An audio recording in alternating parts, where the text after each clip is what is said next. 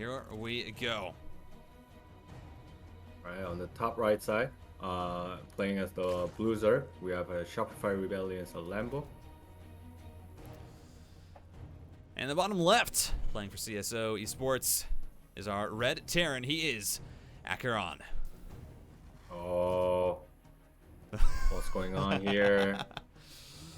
Uno SCV, dos SCV, tres SCV, 3 racks incoming. Oh my.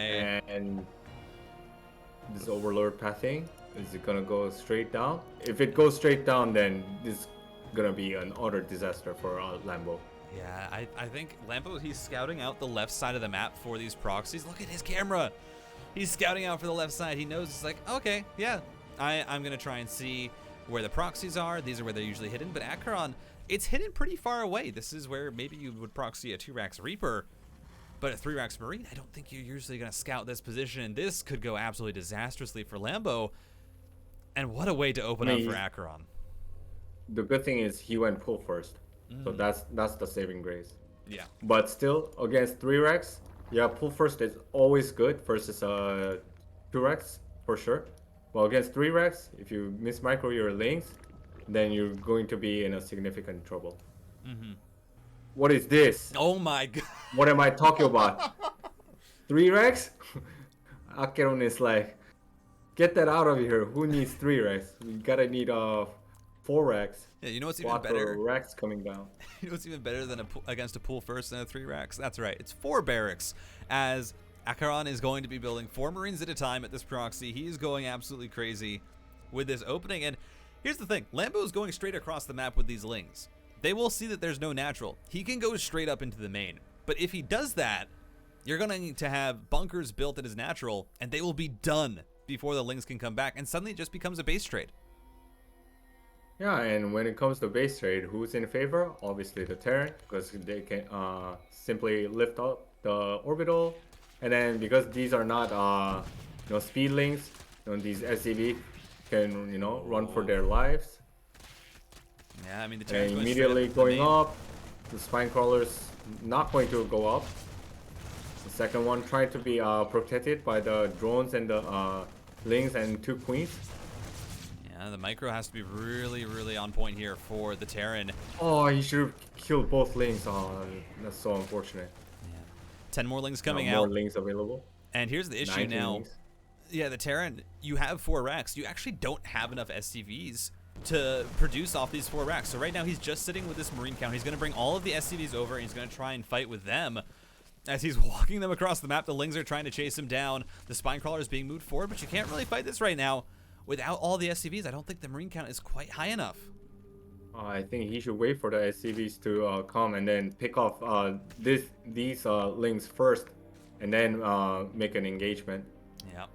So here we go. AqueroN's going to try and go on in. The focus fire comes down. He's going to use the SCVs to buffer, but the Ling's trying to get this surround. The positioning is good, but it doesn't matter. Lambo, he wins the battle of the cheese, and he's going to go up very quickly 1-0 in this series. Yeah, and Lambo, despite not scouting the location of the proxy, he still went for the pull first. So that was probably the MVP moment, choosing to go pull first. Yeah. And yeah, if AqueroN was able to consistently produce off of that 4 racks, then he would have had more than enough Marine numbers to overwhelm that drone ling queen defense.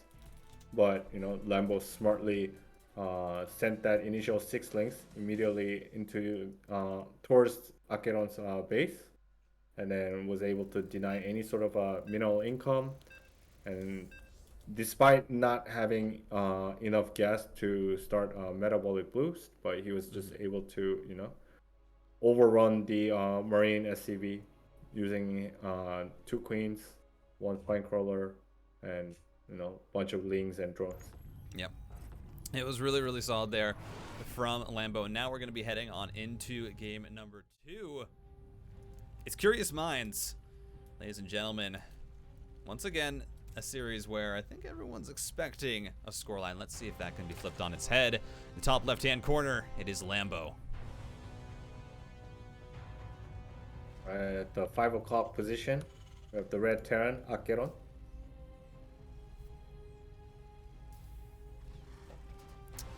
And we've gotten the 4 racks out of the bloodstream. That's the cheese is done.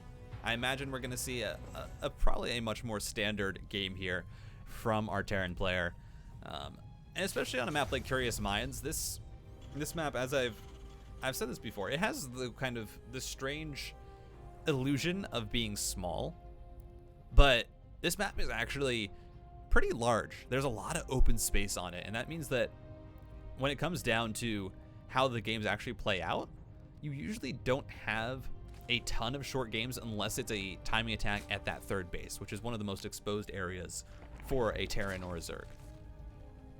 And looking at this map order now, I can understand why AqueroN actually went for that crazy 4x play on Hardwire, because Hardwire is generally known as like the more macro map in TVZ. And then Curious Minds, it has a very short rush distance between the bases, as aforementioned in the Eraser Soul Spirit series.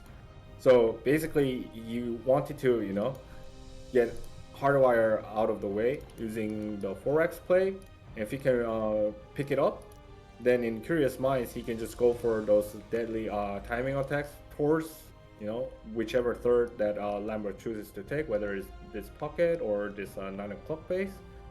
So I think the game plan wise, like, AqueroN set it up well, but you know, if it's obvious for people like us, then it would be pretty obvious for a top tier player like Lambo, and just I think Lambo read AqueroN's game plan perfectly.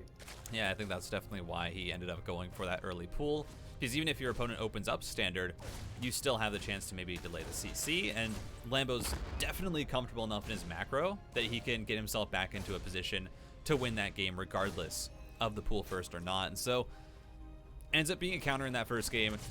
Heading to game 2, we are just seeing, as we kind of expected, a standard opening here from AqueroN. Is going for the 2 gas off of the factory, so isn't going to be going for that quick third like a player like Clem usually does, and is going to get that CC up right after the rebirth. Just your standard Terran opening. We should see that starport go down, and then the double Hellion production will follow as soon as this reactor finishes up. He actually probably could have gotten 1 out in that time, is instead going to add on the tech lab there, just so he doesn't have the dead time of it floating in the air. This is not good. His reactor was not on time. Yeah, that reactor should going for that tech lab. Probably gonna go for Banshees, I suppose. Yeah, has to change the game plan. That with the single Marine, that reactor should be finished around, like, you know, 5-10 seconds after the factory is done, but it's not usually that long of a difference. So AqueroN changing up the game plan, builds the tech lab. I think maybe now might go for the swap over, but no, is actually, yeah, just gonna go for the starport with the Banshee and then the Hellions. So it's just changing it up a little bit in terms of what the plan was, because I imagine we don't quite know if he was originally going to go for the Cloaked Banshee. Nice denial on the link. I actually might have still been able to see the Yep, so the tech lab operating. Yeah, so knows that it's Cloak, and now Lambo, with just that scout, should have a pretty good idea of how he wants to maneuver this game. Hopefully Lambo shouldn't think too much about the lack of a Hellion count, because usually at this point you should have at least 4 Hellions out on the map for the Terran, whereas he only has 2 available because of that you know, delayed reactor timing. So I'm not sure how much can these Hellions can actually get stuff done. Yeah, considering Lambo already has 13 links out and then has more on the way. And there's the Lair and Baneling Nest, respectively. Yeah, I mean, 8 Queens out. You have Spore Crawlers in every single base already, and Lambo has opted for this linear third in comparison to the triangular one that you see some Zergs take. And this is again, when you have a Queens, it's actually easier to defend the Banshees with this situation because you can just position them around where the dead airspace is, and it's very hard for that Banshee to fly on in. And again, usually with this opening, you distract with the Banshees in one position, and then you would try and backstab with the Hellions in another. That's hard to do because your Hellion count isn't a significant enough amount that the Lings really just can't collapse on them and clean them all up. Yeah, also 2 Queens already available at the main, 3 available at the natural. Just not sure what these Hellions and Banshees can do about it. There's the double Evo chamber going down, slightly later than usual, especially if you're going to Ling Bane. Because the biggest strength of Ling Bane is actually that you can match up or sometimes even get ahead in terms of the upgrades versus the Terran. Right now, just focusing on unit production. Hasn't started the upgrades yet either. Getting that macro hatchery. So Lambo just primarily focusing on the larva count and the production of combat units. And now he just started 1-1. And AqueroN meanwhile setting up to establish his third. But right now you can see already 0 damage dealt to the Zerg, and look at what happens to the worker count discrepancy. Yeah.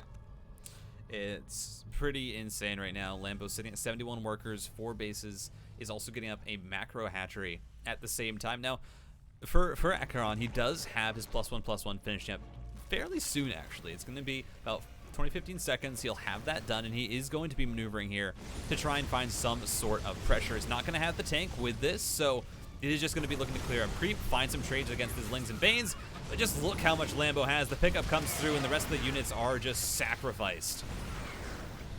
Yeah, and also a missed micro here because he only had four Marines there, so he could have saved 2 Hellions that were in the front, but wasn't able to do so. And what is this? Only 3 SCVs were there, and he's basically just gonna die to the tank shot. That's a feels bad man moment. I don't think Lambo is really too upset, though, seeing that that third base isn't saturated. It's currently 83 workers to 45. The Zerg is quite solidly in the lead, and now these Banshees not being microed back, one of them is going to fall. And what little value AqueroN might have hoped to get from them is now gone as the pickup has to come through again. The Hellions, one of them does end up going down. And Lambo is just going to continue to exponentially grow this lead as he's adding on more Zerglings. He knows that his worker count is large enough that he doesn't need to add on anymore. A 5th base is on the way. And AqueroN's he's not adding workers to his 3rd. He knows he has to go all in right now. He is sitting at 5 barracks. He has 3 tanks, and this is it. This is his push. He has to win the game right now. Yeah, but I think he missed his opportunity because the Zerg also has 1-1 upgrades. So there is no upgrade advantage for the Terran, and Lambo smartly building that macro hatchery, trying to stay on par or even outproduce the Terran counterpart. She can obviously do so because of his such a wealthy economy. And yeah, his 9 o'clock base is under siege, but what can Terran do when he's being counterattacked by the Lings, and Lings causing havoc everywhere? It's really rough right now as the base goes down, but this counterattack is getting so much more damage behind it. 13 workers go down. There is no production for AqueroN as trying to push this. He does have, it's a large army. He's equal at supply with the Zerg. He has 4 tanks, 53 Marines, and he is starting to find pickoffs here, but Banelings are continually being morphed in. They're now going to try and roll through, but still the pullback is decent. The surround not getting as much value as Lambo would have liked, but all the tanks are gone, and that means that GG is going to be called, and that's the 2-0 for Lambo. Swift